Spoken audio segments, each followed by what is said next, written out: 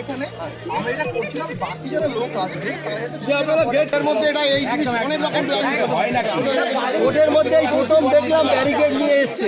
আমাদের এত বছরের প্র্যাকটিসে আমরা কোনদিন দেখিনি এরকম ব্যারিকেড।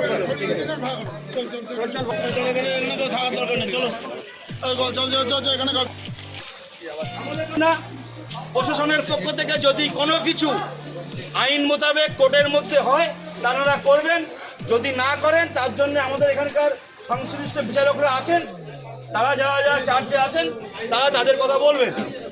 আইনজীবী ল ক্লাস বন্ধুদেরকে বলবো, পুলিশের কোনো প্রয়োজনায় পা দেবেন না।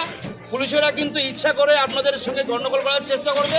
বার অ্যাসোসিয়েশনের দায়িত্বে আজকে 12টার থেকে একটা বিক্ষোভ মিছিল আছে, সেই বিক্ষোভ মিছিলে আপনারা স্বতঃস্ফূর্তভাবে যোগদান করবেন, এখানে থাকবেন না, ঠিক আছে?